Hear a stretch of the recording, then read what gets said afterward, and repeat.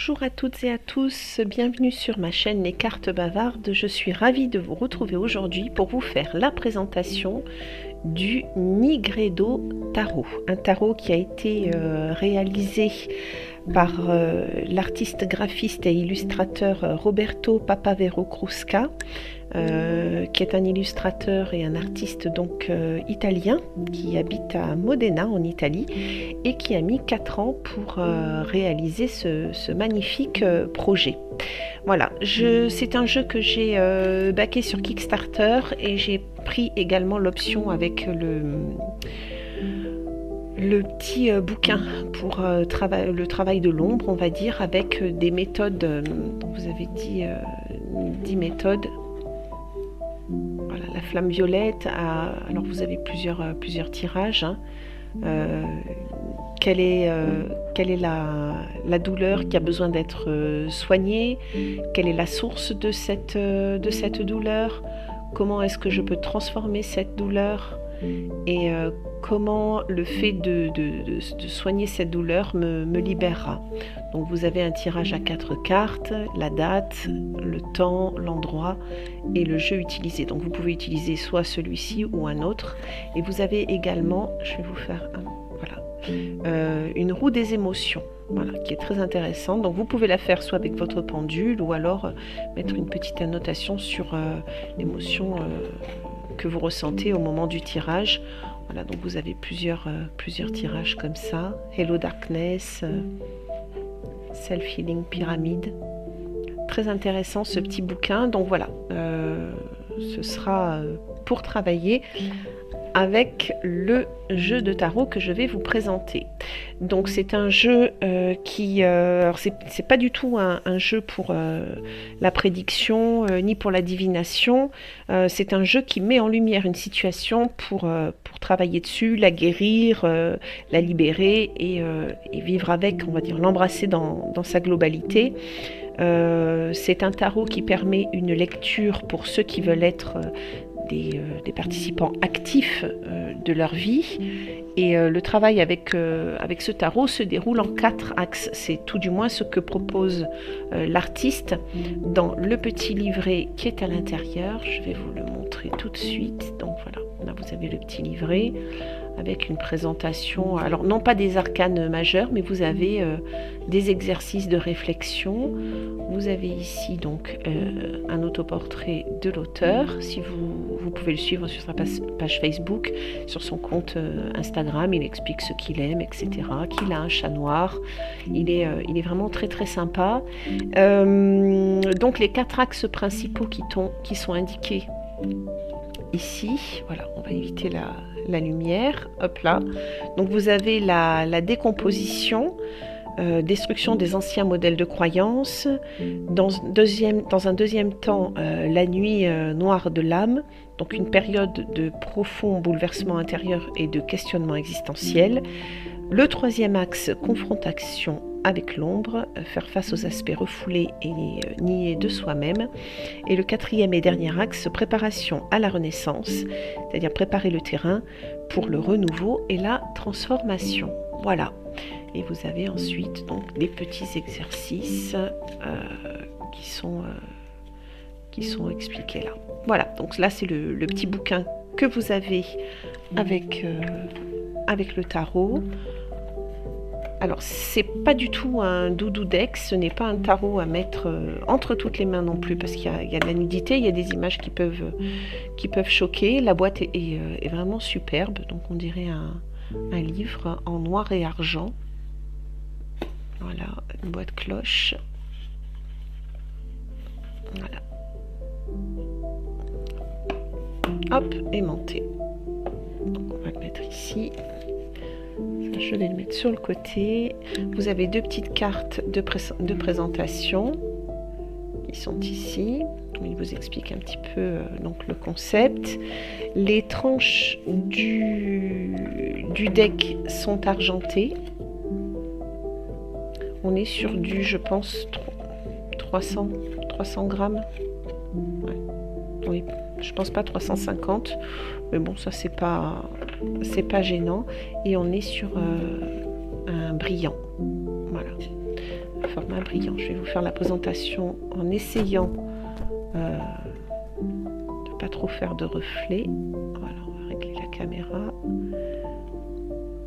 Je vais me mettre sur le côté là, ce sera plus simple. Donc vous avez le fou qui est représenté. Donc, alors, il y a des créatures un peu étranges, vous verrez. Donc le fou qui représente, alors on ne sait pas trop si c'est un animal ou un humain, à 4 pattes, donc avec un visage enfantin qui représente le début. Hein.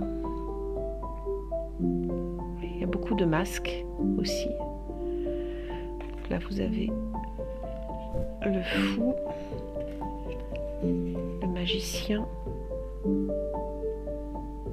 donc qui fait qu'avec toutes nos croyances, nos expériences, nos rêves, ce qui nous anime, voilà, nous avons la possibilité d'avancer ou de repartir. Hein.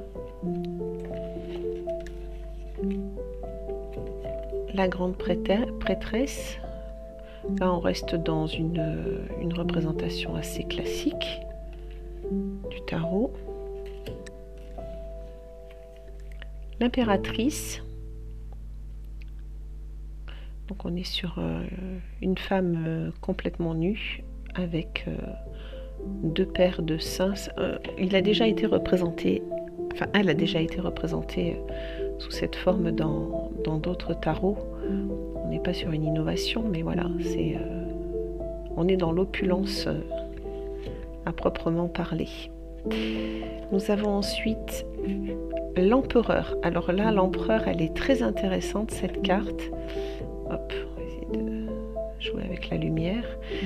Vous avez cet homme qui est habituellement représenté sur son trône tout puissant. Là, pour la peine, il est petit, il est sur les épaules d'une femme. Donc, est-ce qu'il est représenté comme ça pour son côté féminin? Est-ce qu'il est, comme dit le vieil adage, comme tout homme, il y a une femme qui se cache derrière, hein? Voilà, est-ce qu'il se repose sur cette femme pour prendre ses décisions? Est-ce que c'est elle qui tire les ficelles au final? Voilà. Est-ce que c'est sa part de féminité? Voilà, à méditer. C'est un très très beau tarot, vous verrez. Alors, le hiérophante, très particulier. Vous avez 3 sujets, là au lieu de 2 habituellement. Il a des pinces. Il me fait penser un peu à un homard. Je ne sais pas pourquoi, mais avec ces pinces là. On ne voit pas son visage. Peut-être parce que voilà, la religion et puis tous les dogmes, on va dire, n'ont pas vraiment de figure. Hein. Ça peut être représenté, cette carte peut représenter plein de personnages à la fois. Très intéressante aussi. Les amoureux, alors, qui pour moi sont dans une panique totale. Alors on dirait qu'ils ont une protection hein, avec ces ailes au-dessus d'eux, mais ils sont quand même dans la peur, tous les deux. Hein. Le jeu est en noir et blanc, il est assez noir. Le chariot, avec ses papillons. Alors, je ne connais pas le nom du papillon, mais vous voyez, il a la tête de mort. Très beau chariot.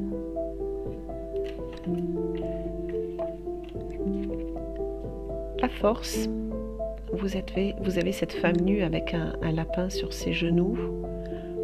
Ça change du sempiternel lion. J'aime beaucoup. Vous verrez que dans ce jeu, il y a beaucoup de lapins. L'ermite, très très intéressant. Très intéressant l'ermite. J'ai d'ailleurs regardé, j'ai commencé un petit peu à étudier, notamment la représentation de ce hibou là avec cette tête d'homme. Alors la tête me fait penser à un tronc d'arbre, là où se cachent donc les chouettes et les hiboux. Et j'ai trouvé également, alors je vais vous la lire parce que je trouve que c'est hyper intéressant. Je fais un petit clin d'œil à ma grande copine Anaëlle, voilà, qui m'a prêté ce bouquin, le livre des symboles aux éditions Taschen, très très belles éditions. Alors c'est un sacré pavé, hein. Je ne sais pas si je vais arriver à vous montrer la consistance, mais voilà, il y a de quoi faire. Je vais vous lire la représentation, enfin ce qu'il est dit des chouettes, de chouettes et hiboux. Et je trouve que c'est tout à fait... c'est une partie de ce qui est écrit parce que c'est assez approfondi. Donc, je vais poser pour pouvoir lire correctement. Hop. Aujourd'hui, nous associons souvent le hibou au vieux sage, perspicace et ingénieux, qui voit et entend dans l'obscurité avec des yeux aussi perçants que ceux d'Athéna. Toutefois, la profonde sagesse du hibou inclut, outre la faculté d'amener ce qui est obscur à la lumière, celle de vivre lui-même dans l'obscurité. J'ai trouvé cette définition parfaite avec ce jeu. Voilà. Et ça collait très très bien avec la carte. Nous avons ensuite la roue de fortune, qui est assez classique et représentative là aussi. J'aime assez, vous avez les symboles qui sont représentés. Je ne vais pas m'attarder trop sur les cartes, parce que sinon, c'est une vidéo d'1 heure qu'il va falloir. La justice, j'adore, parce que là, il faut trancher entre le cœur et la raison. Voilà, on a cette petite fille-là qui, vous voyez, dans chacune dans chacun des bols, là, vous avez d'un côté le cerveau, de l'autre côté le cœur. Je trouve ça extraordinaire. Le pendu, représenté donc un homme dans un cocon. Là aussi. Ma carte préférée, définitivement, de ce jeu, qui pourrait faire un très beau tatouage, je trouve. La mort, donc il quitte ou il enfile, hein, on ne sait pas trop, ça peut être pris dans les deux sens. Son costume, il laisse son masque aussi, et voilà, il y a un nouveau départ avec les ailes du papillon. Superbe carte, vraiment magnifique. La tempérance, avec cette femme de dos, qui se fait envelopper par l'eau vaporeuse.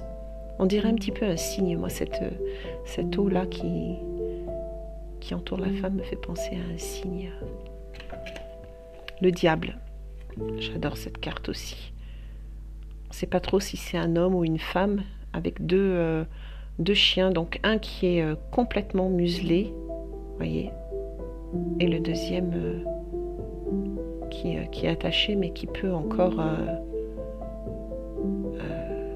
parler ou aboyer, ou on ne sait pas, parce qu'on sait que c'est des créatures un peu particulières.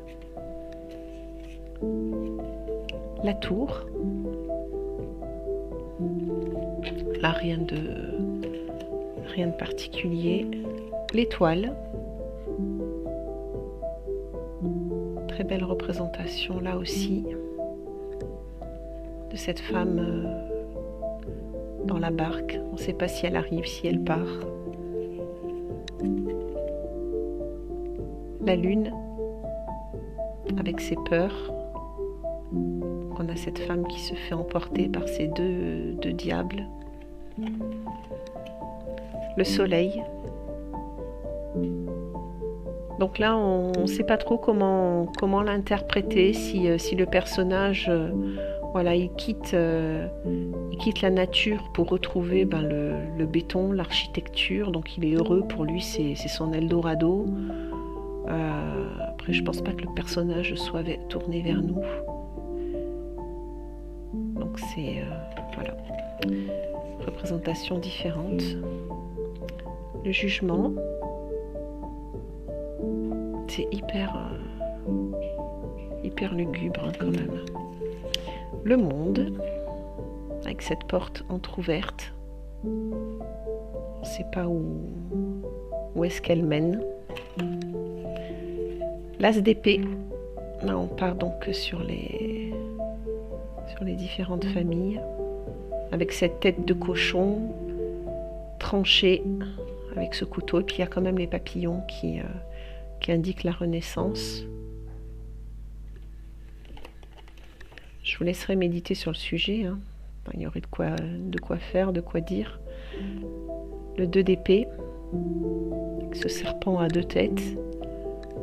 Donc il va falloir trancher, hein. Le ciseau va en couper une des deux. Le 3 d'épée. Voilà, où là on découpe et je dirais qu'il y a une lumière qui émane de cette ouverture. Malgré le fait qu'il soit très noir, très dark, comme ça, je trouve qu'il y a beaucoup d'espoir dans ce jeu. Là, le 4 d'épée,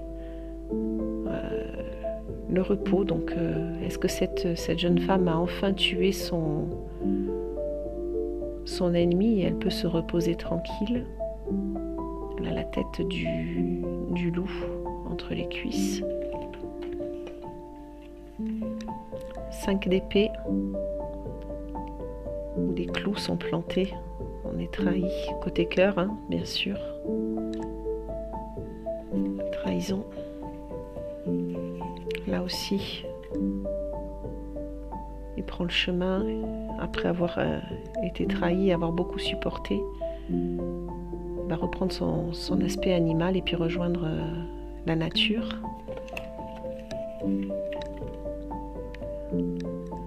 Le 6 d'épée, la fourberie. Ouais, moi j'associe le crabe au cancer en fait. Enfin, ça c'est mon interprétation, hein, avec les aiguilles comme ça qui sont plantées en douce, parce que c'est une maladie qui nous prend en traître en fait. Donc moi cette carte-là, je l'ai associée comme ça en fait. Le 8 d'épée, avec cette femme qui est attachée, puis on a lancé des couteaux autour d'elle. Le 9, avec les peurs nocturnes. 10 d'épée, la mort, voilà, avec cette tête tranchée. Et on voit donc les stigmates, il y a un mur qui apparaît sur le visage de cette femme. Donc est-ce qu'elle s'était construit une barricade pour se protéger de tout ce qui l'attaquait en fait? Mais bon, elle a été vaincue.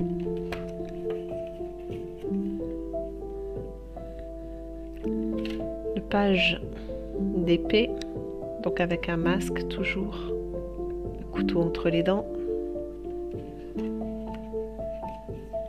Cavalier d'épée. Donc là on voit il est prêt. Il est prêt pour partir à la guerre. Il a soif de sang.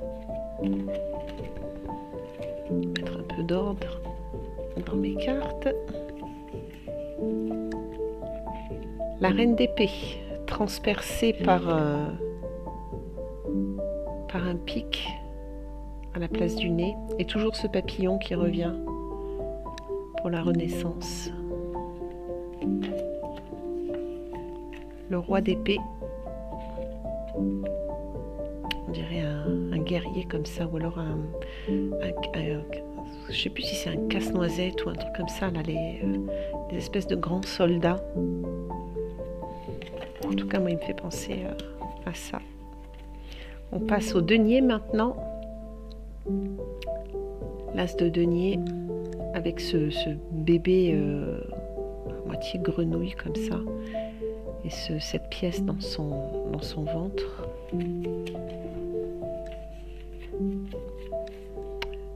Le 2 d'épée, avec le choix, l'hésitation.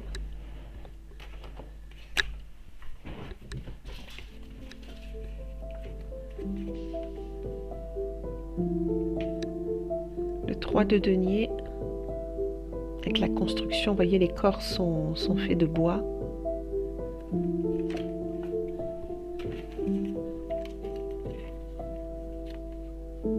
Le 4 de denier protège son argent, mais à quel prix? À quel prix?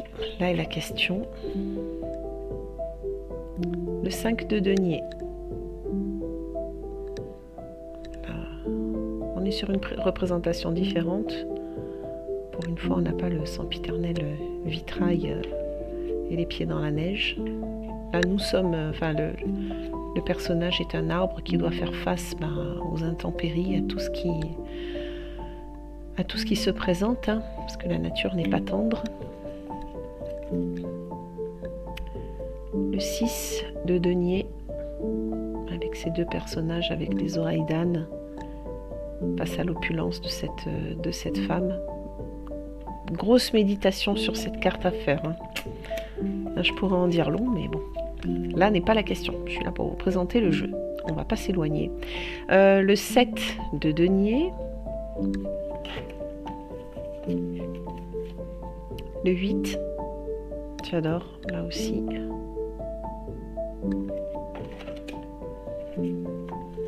Je vais pousser un petit peu celle-ci.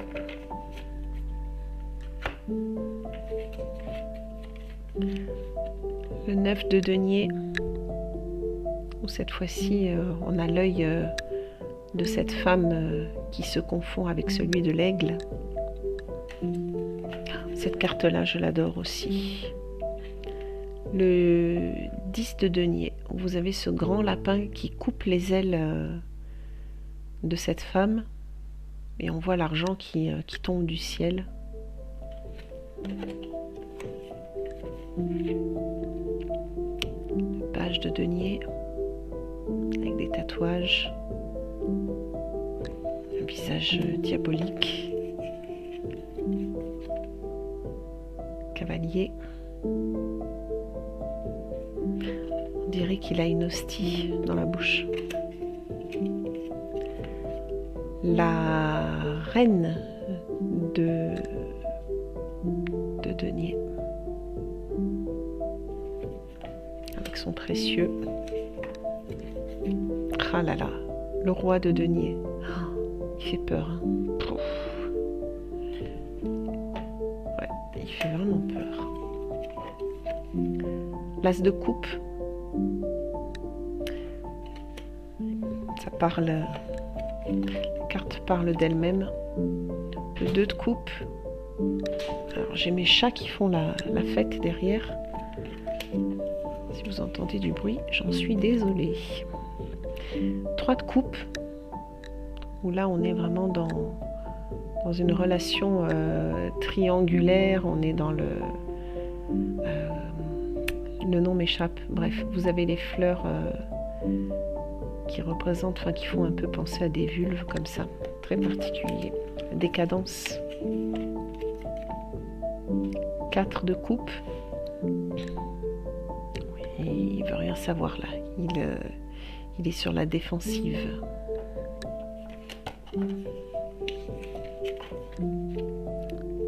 5 de coupe. Cette femme l'enlace comme ça, cette femme serpent, elle le lèche en même temps. Est-ce que c'est elle qui lui a fait du mal? Est-ce qu'elle va le guérir? Est-ce que... Ah, cette carte-là, là aussi, on pourrait en dire long.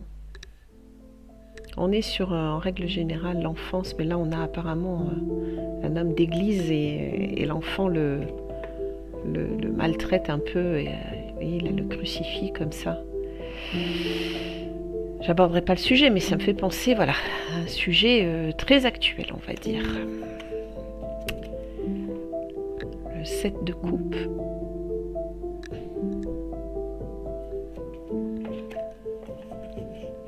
Le 8.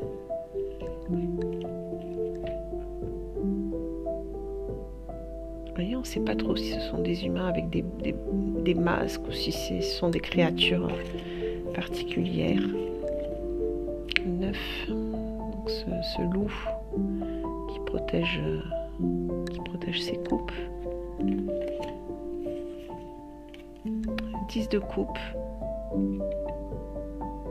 Vous avez une famille, alors représentation bien loin et bien différente de ce qu'on a l'habitude de voir. Où la femme est nue, elle porte un masque, elle aussi. Est-ce qu'elle joue un jeu? Est-ce qu'elle est obligée de faire des choses qu'elle n'a pas envie de faire en tant que mère, en tant qu'épouse? À méditer. Le page de coupe, qu'au lieu que le poisson soit dans la coupe, cette fois-ci, ben, c'est lui le poisson. Cavalier de coupe.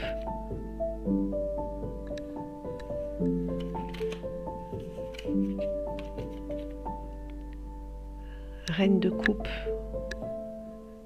Avec cette pieuvre qui sort. Ses yeux comme ça, exorbités. Le roi de coupe, qui lui aussi fait peur. Hein. On dirait un marin avec une corde autour du cou, comme ça. Alors on ne sait pas trop si s'il est fait de bois, on ne sait pas trop, c'est très particulier.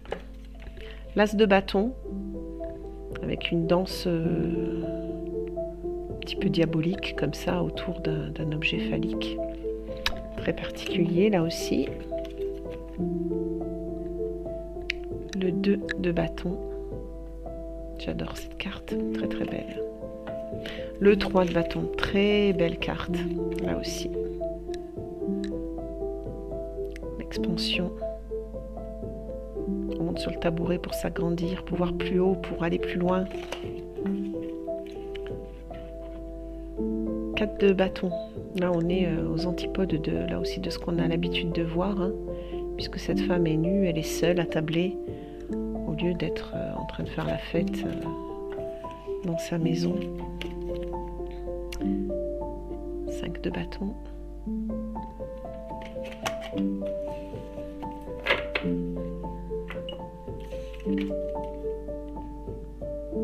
6 de bâton.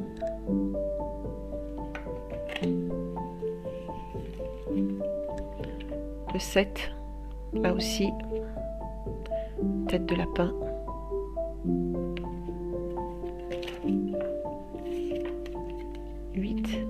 De bâton.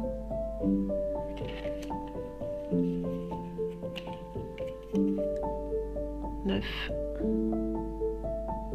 avec cette étincelle. 10. Là, on est dans la représentation classique. 10 de bâton. Ah, là. De nouveau, le page de bâton.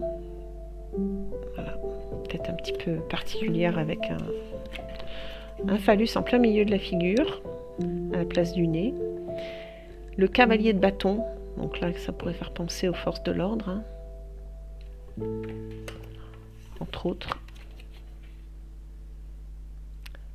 La reine de bâton, là elle est avec son chat, d'habitude le chat est représenté à côté ou devant, mais là voilà, il fait partie intégrante, c'est la partie féline en fait, qui fait partie intégrante de son personnage. Et enfin, le roi de bâton, où là aussi le petit lézard est mis en avant. D'habitude, il est un peu plus discret sur la carte, mais là, on le voit en premier plan. Voilà, j'espère que cette représentation du Nigredo Tarot vous aura plu, que vous n'avez pas été trop choqués par les cartes. Voilà, beau travail d'introspection en perspective, je vous le recommande grandement. Vous pouvez le trouver bien sûr sur Etsy, enfin un petit peu partout. Je vous remercie de m'avoir regardé et je vous dis à très bientôt pour une nouvelle vidéo. Au revoir.